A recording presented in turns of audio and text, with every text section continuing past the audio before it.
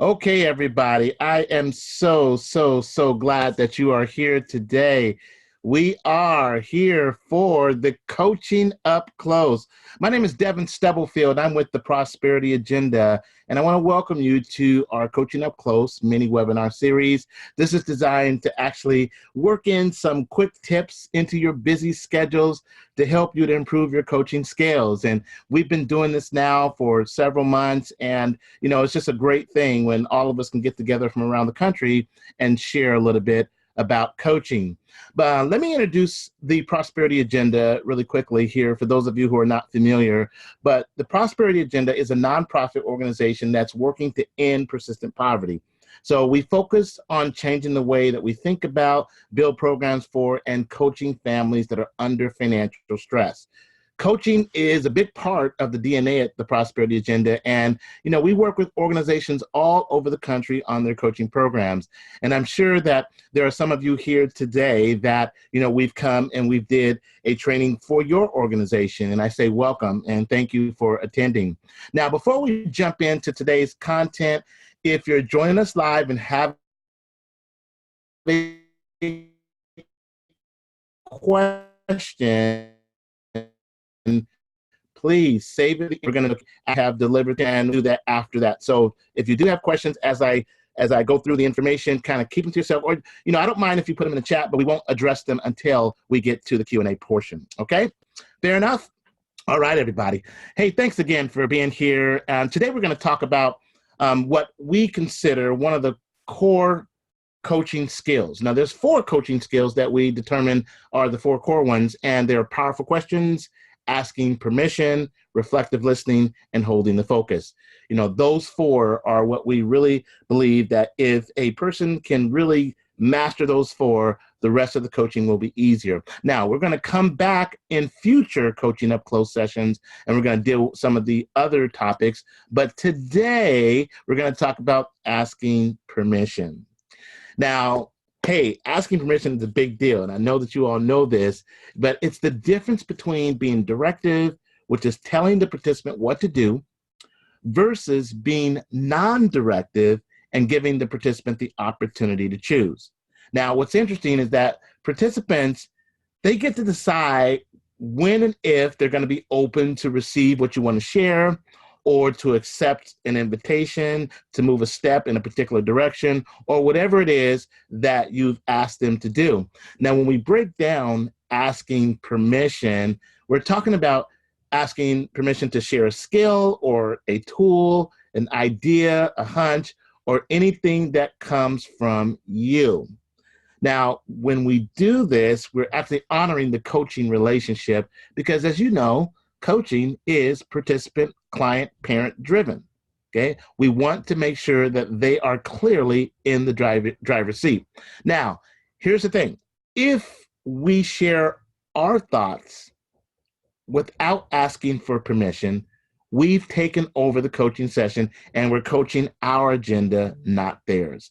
And this is what we want to not do, right? We want to avoid coaching our agenda so that we can really maintain that coaching mindset that keeps that participant in the driver's seat. That's what we want. And I got to say this, as we do this, sometimes open-ended questions are not as effective when seeking permission. The questions usually around permission are very direct, clearly implying that the choice to do or to go or to start something is completely in the participant's locus of control. And we want to give them that. Now, ask permission, even if you are certain that the participant's going to say yes. We still want you to ask permission because that preserves the integrity of the coaching relationship. Now, I know that there are many of you who have gotten permission granted broadly. Let's say that you've been working with someone for quite some time or over a series of months, and they've already empowered you to take the conversations in a particular direction based on what you all have agreed to. If that's the case, you still should ask for permission just to keep the integrity, again, of the coaching paradigm, but you also want to do this for reasons that pertain to you. Now, I'm going to share that with you. So when you ask permission, it demonstrates that they, the participants, the clients, have power in the relationship. The power, what do you mean by power? Power to choose. It also demonstrates that you as the coach know the limits of your role and your power in the relationship.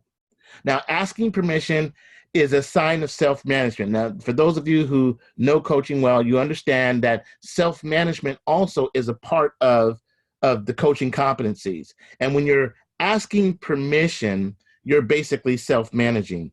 And that is just as critical as a skill as any other of the competencies that you may be exercising in the coaching relationship. It helps us as coaches to stay out of the way. You know, really this boils down to us dancing in the moment.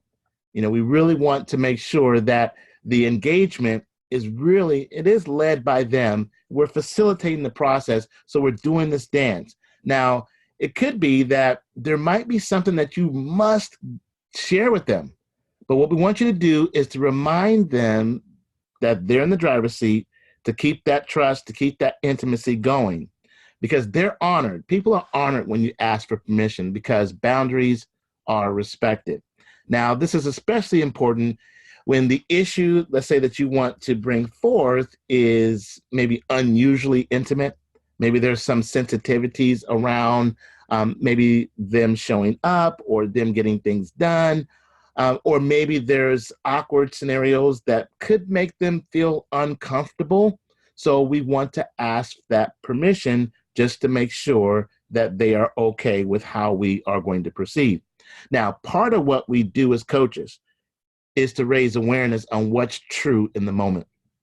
And I know that participants all over really, really loves it when we're in that coaching engagement and we're helping them to recognize something that maybe they can't see. So let's say, for example, that you want to pose a question to a participant, and let's say it's around something that is very critical to their success in the program. So here's a way that you could possibly do that. You may say, may I tell you what I see about the way you've been handling this based on what we've talked about in the past? So you ask that. You're saying, I see something and I'd like to share it with you, but I need you to give me permission to do that, because what I might share might be more of helping you to adjust or to correct versus something that we might want to share that might be more celebratory or acknowledgement. So what's happening is that maybe their progress in the program or other factors about them might be contrary to what is determined to be the progression path for them to be successful in your program, and you got to bring it up. Okay, so if you do that, then again, we want to make sure that we preface it in a way that makes them feel that they have choice. Now, what about when you have newer people that you're coaching, they're just getting used to being in that type of a relationship with you? Well, asking permission of them, you're creating a container of safety. You know, we want to do that. We want to make sure that when we are with them, they're with us, we're in this space together, that they really do feel that safety is the thing, that they feel like it's going to be really comfortable for them. They can talk, they can share, we can be intimate in our conversations, and it's going to be all right. Because sometimes the conversation may go beyond what the presenting issue is. We may have to go a little bit deeper into the conversation. And so I want to pose a question to you. And again, you can type this in the chat if you want to. We'll talk about this in the Q&A. But I want you to think about this. How might you help more new participants, new people to your program, stay in the safety zone? Okay, so how might you help more new participants stay in the safety zone when you have to communicate information or something that goes on with the program that may be a little bit uncomfortable for them? Okay, now the other thing is, how might you consider maybe if the person is experiencing trauma, maybe they have lots of stuff going on and they're just not performing well in your program, and you haven't got much traction with them. You know, how can you again, with that same individual, keep that safety container in the mix. Okay. And so this is what we need to really think about when we talk about asking for permission, because at the end of the day, it's about making sure that that rapport is there, that the likability is there. That's important as coaches, right? We want to make sure that we really have a relationship with our participants that they like, we like. It's all good, and that just creates more harmony. But there are going to be times when that participant is going to say no. Okay. So in other words, they might not grant permission. So how ready are you for that? If they tell you, no, thank you, I'm going to do it this way, or I'm going to find this out on my own. Now, the reality of it is all of us, every one of us place a high value on autonomy, right? We do. We want to feel like, we're in control of our space, our time, ourselves, our situations, our scenarios. We want to do that. So carry that into your conversations. And remember, it might be that the person isn't saying no to you. They might be saying no to the fear of their loss of autonomy. All right. So that's something I want you to consider. Now, when we as coaches, when we attempt a conversation that they're not ready for, you all know this, that sometimes resistance might surface. And, when resistance is there, then obviously we're going to have to shift a little bit to make sure that, we help them to work through that so that we can get them back in a place of readiness, at least to even continue with the conversation. Now, even if it's not obvious to the participant, we absolutely must continue to support permission-based sharing just to make sure that we are acting in their best interest all of the time. Okay, so this is really what this is about. This is really, at the end of the day, when we talk about asking permission, it's really about how am I serving this person and keeping their best interest in the forefront. That's what it's about. Now, as we talk about this, I want you to think about these questions. And these are questions I'm posing to you as coaches. Okay. So if you're talking about a particular thing and you're asking for permission to go deeper, they say no. Here's what I want you to think about in the moment. How critical is that thing or that topic that you're asking permission for? So think in your mind, how critical is this? And ask yourself, can you let it go? Can you let it go in that moment? Now, if it is something based on compliance or some other programmatic thing that has to be addressed, regardless if they want to talk about it or not, how can we adjust to make that happen? Because sometimes, we have to have the tough conversation, right? We have to let them know that, we have this issue here and we want them to be as successful as possible in our program. We want them to totally get to their outcome, but there is this thing that we have to overcome first.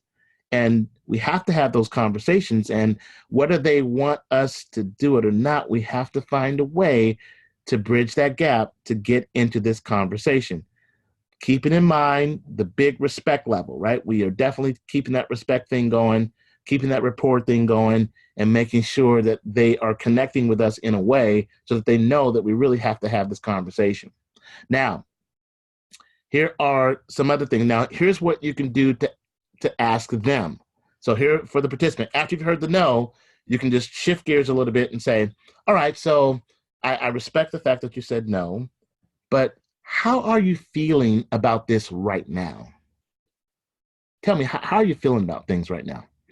And then let them tell you, okay? So you're giving them the space to be able to, first of all, reflect, and then maybe process the fact that they just told you no on something you asked permission for, but then you're giving them the opportunity to just express freely. And here is another question that you can ask. And now this question now is really going to really place the ball in their court. And here it is. It says, what's the right thing that we should be talking about right now to help you to move forward or to consider taking action on this thing? So I'll repeat that. What's the right thing that we should be talking about right now to help you to move forward or to consider taking action on this thing? So now you're totally stepping back. Again, remember that dance we talked about, dancing in the moment. We're stepping back. We're giving them the space to jump in and tell us, what we should be talking about now in relation to this thing that they said no to. Okay, so this is how we're going to do this. Again, we're talking about if they say no to something that we've asked permission for. So I want you to consider taking those two questions into your engagements. Now, I want you to, again, think about how do you create this safety when the conversation is really not optional? Now, again, in most circumstances, we're going to get people that's going to say, yeah, go ahead, please share that with me. Yes, I want to know more about that. But in those cases where, again, it's a little uncomfortable, the conversation is really not optional, we have to do it for our program or our compliance. Now, first, what you can do is you can show respect by showing flexibility in when or where you hold the conversation. So what do I mean by that? Well, if they're not comfortable with talking about it now, then just pose a different question, and here it is. You can say, I've got some items regarding your progress in our program that I'd like to discuss with you. Is now a good time, or tell me when would be a good time for us to have that discussion? I've got these items that I want to discuss with you regarding our program, but is now a good time, or when would be a good time for us to have this discussion? So in this instance, you're giving control completely over to them to make that call. They will tell you, or we can talk about it today, we can talk about it next week when I'm ready, or whenever. And what's interesting about this particular approach, the person may feel less resistant and might be more open for the suggestion by simply giving them the choice to come back to it at a different time. You're acknowledging the fact that they said no, but then on the other hand, you're saying, hey, you tell me when we can have this. Now, of course, if you're running up against a time constraint on your end, then obviously you're going to have to make them aware of that. But the point is that what we're doing is we're putting them in the driver's seat, even if it's something that they don't want to deal with right now.